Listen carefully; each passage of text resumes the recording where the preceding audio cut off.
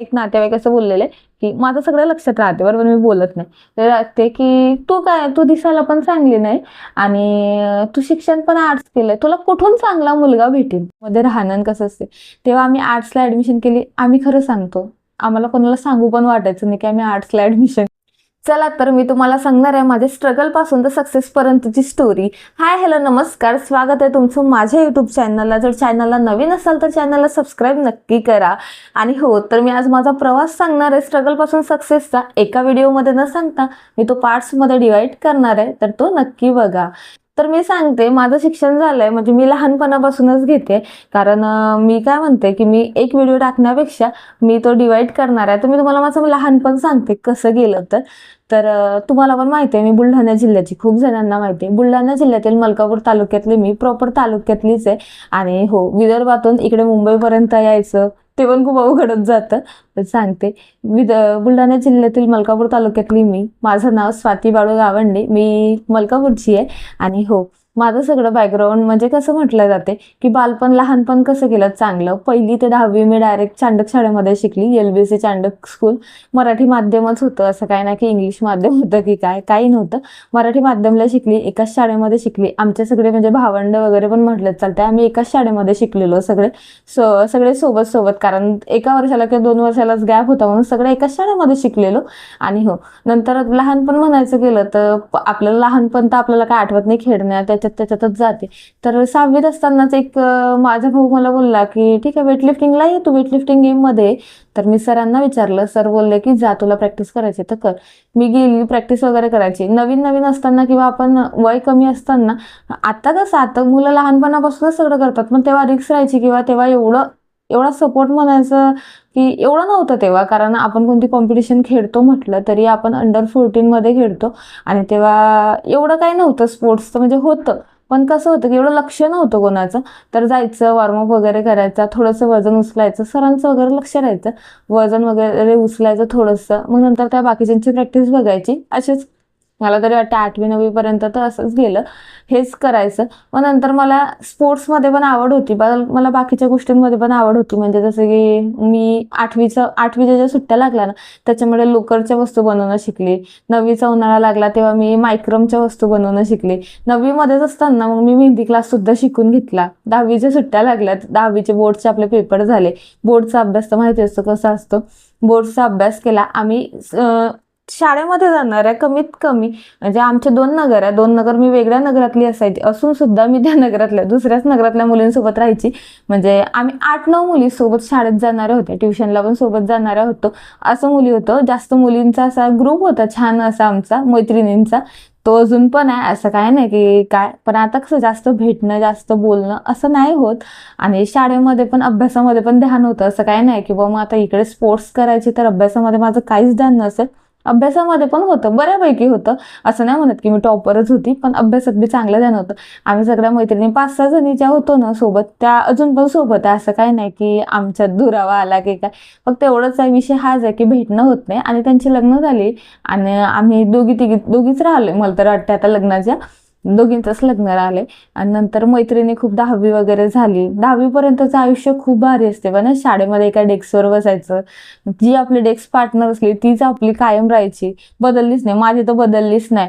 कधी कधी आम्हाला हाईटनुसार बसवायचं, हाईटनुसार बसवलं की मी सगळ्यात मागे जायची, कारण हाईट बघितल्यावर एवढी, तर सगळ्यात मागे जायचं आणि बसायचं असं होतं. पण कधी कधी मग आपल्या मैत्रिणीजवळ बसायचं पण बसायचं. मला तरी वाटते मी 10वी मध्ये 2 नंबरच्या डेस्कला बसायची, जास्त मागे पण नाही जास्त पुढे पण, 2 नंबरच्या डेस्कला बसायची. आणि जी माझी मैत्रिणी आहे बाकीच्या त्या कोणी पुढे मागे कोणी बाजूला असं बसायचं. चांगलं होतं आमच्या शाळेतले दिवस, तर खूप छान गेले. अभ्यास करायचा, आपला जायचं यायचं असं सगळं होतं. नंतर 10वीचे बोर्डाचे पेपर झाले. बोर्डाचे पेपर झाल्यानंतर काय शिकायचं काय करायचं, तर मग MSCITचा क्लास लावला. MSCIT 10वी झाल्यानंतर लगेच करून घेतली. MSCIT झाली. नंतर मग म्हटलं अजून वेळ बाकी होता, कारण रिझल्ट आपला काही लवकर लागत नाही. रिझल्ट लागल्याच्या अगोदरच मग मी म्हटलं मशीन क्लास शिकावा, कारण आमच्याकडे काय होतं, आमच्या नगरामध्येच एक स्कीम आली होती गव्हर्नमेंट मशीन क्लासची. तर म्हटलं ठीक आहे चला करूया, कारण मैत्रिणी पण सोबत, आम्ही 3घी जणींनी सोबत क्लास लावलेला मशीन क्लासचा. म्हटलं चला मशीन क्लास तरी शिकूया आपण. मग मशीन क्लास लावला, छान असा शिकत गेलो. मशीन क्लास पण शिकलो. त्याच्यानंतर 10वीचा रिझल्ट आला. 10वीला टक्के पडले 77.80 होते, म्हणजे 78% पडले आणि चांगल्या मार्कांनी पास झाले. मग बाकीच्या म्हणत होत्या की आम्ही म्हणजे कोण काय करायचं शिक्षणाचं काय, मग आमचं म्हणणं होतं की आपण ग्रुप आहे तर सोबतच ऍडमिशन करूया. मग सगळ्यांचा निर्णय झाला की इंग्लिश कॉमर्स करायचं. म्हटलं ठीक आहे इंग्लिश कॉमर्स करायचं. 11वीला आमच्या जवळच तिथंच हायवे म्हणजे यालाच MES इंग्लिश स्कूल होती, तर MES कॉलेज होतं. म्हटलं चला आपण तिथंच ऍडमिशन करूया. मग यांनी पण ऍडमिशन केली, सगळ्या मैत्रिणी आम्ही पण केली. मग इंग्लिश कॉमर्सला ऍडमिशन केली तेव्हा मग माझा भाऊ मला बोलला की तुला करायचं तर पोलीसच बनायचं आहे ना, मग तुला इंग्लिश कॉमर्सचा काय फायदा होईल. म्हटलं याचं पण म्हणणं बरोबर आहे की इंग्लिश कॉमर्सचा. आणि तेव्हा कसं होतं किंवा मोठ्यांचं ऐकायचं असं होतं. माझ्या भावाने मला म्हटलं, मग कुठंतरी माझं मन असं मला खात होतं की यार खरंच आपण 4,500 रुपये फीस भरली होती त्यावेळेस. 4,500 रुपये फीस भरली आणि इंग्लिश कॉमर्सला ऍडमिशन केली, पण हे शिक्षण आपल्या कामात पडेल का. शिक्षण आपलं कोणतंही आपल्या कामात पडते असं कोणतंच नाही की आपलं शिक्षण आपल्या कामात पडणार नाही. शिक्षण कामात पडते, पण म्हटलं की काय करायचं मग म्हटलं जाऊ दे आपण ऍडमिशन काढूया. मी माझ्या मैत्रिणीला सांगितलं, दिव्या माझी मैत्रीण खूप जवळची, तिला सांगितलं की असा असा विषय आहे तर आपल्याला करायची भरतीच आहे, मग आपण याला ऍडमिशन केलं.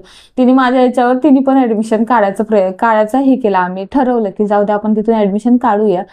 4-5 दिवस कॉलेजला सुद्धा गेलो, तुम्हाला सांगते कॉलेजला सुद्धा गेलो. नंतर युनिफॉर्म पण, मी तर युनिफॉर्म पण शिवला होता, युनिफॉर्म शिवला, कॉलेजला गेलो. नंतर बरं झालं बुक्स वगैरे घेतली नाही काय नाही. मग तिथले जे सर होते त्यांना म्हटलं की आम्हाला ऍडमिशन काढायचं आहे. मग ते बोलले का, म्हटलं नाही ऍडमिशन काढायचंय. त्यांना कशाला कारण सांगायचं एवढं, मग काढायचं आहे तर ते बोलले ठीक आहे तुम्ही लिहून द्या आणि तुम्हाला ऍडमिशन तर मिळेल, म्हणजे ऍडमिशन तुमची TC तरी मिळेल वापस, पण तुम्हाला हे नाही भेटणार काय म्हणतात फीस जी भरली आहे तुम्ही कॉलेजची ती नाही भेटणार.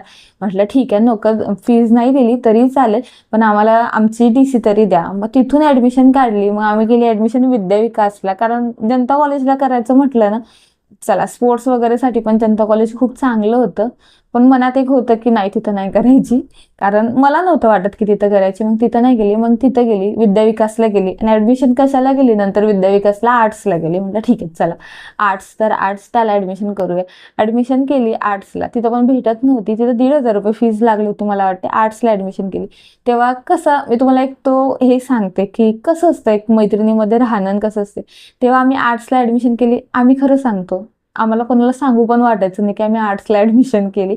टक्के पाहिले तर चांगले, शिक्षण पाहिलं तर चांगलं, असं काही नाही की अभ्यासात खूप ढ होतं, अभ्यासात पण खूप चांगलं, तरी पण ऍडमिशन केली आर्ट्सला. आमच्या सोबतच्या काही मुली म्हणजे दुसऱ्या शाळेतल्या पण असं तरी म्हटलं चालते, त्या मुली तिथं विद्याविकासला सायन्सला होत्या. नंतर ह्या पण बाकीच्या मैत्रिणी पण इंग्लिश कॉमर्स करत होत्या आणि आम्ही नेमक्या ज्या आहे त्या आम्ही दोघी जणीने आर्ट्सला ऍडमिशन केली. प्रश्न येतो ना माणसाच्या मनात, किंवा आम्हाला सांगायला पण चांगलं वाटत नव्हतं, पण म्हटलं जाऊ दे आपल्याला करायचंच ते, तर मग कशाला एवढं हे करायचं. मग त्याला ऍडमिशन केली. पहिले काही दिवस तर कॉलेजला गेलो आणि सायन्सच्याच मैत्रिणी होत्या, आर्ट्सला काही कोणी मैत्रिणी पण नव्हत्या. मग आमच्या तरी आर्ट्सला ज्या मुली होत्या त्या 11वी-12वीला त्या ग्रामीण भागातल्या होत्या, प्रॉपर मलकापूरचं कोण नव्हतं, आम्ही दोघीच होतो प्रॉपर मलकापूरचं. आणि मेन म्हणजे आमच्याच क्लासमध्ये आमच्याच गल्लीतले खूप मुलं पण होते, असं काही नाही कोण नव्हतं, होते 2-3 जण होते.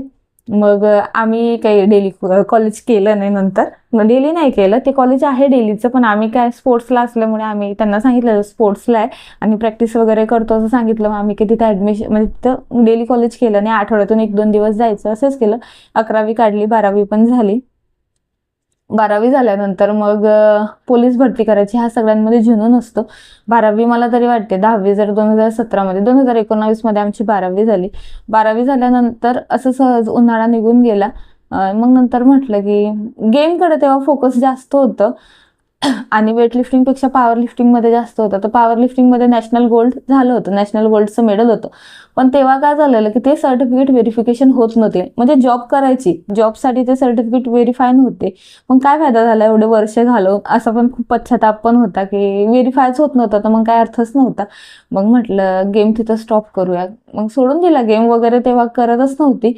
मग म्हटलं आपण आता पोलीस भरतीची प्रॅक्टिस सुरू करूया. तर असंच मामाचा मुलगा बोलला की ऍडमिशन करायची, तर मग ऍडमिशन नांदुराला गेली फर्स्ट इयरला ऍडमिशन केल्यानंतर तिथं पण आर्ट्सच म्हणजे BA केलं, BA लागतं त्याच्यानंतर. तिथं पण स्पोर्ट्सला सांगल्यावर कॉलेजला जायचं काही एवढं काम नाही.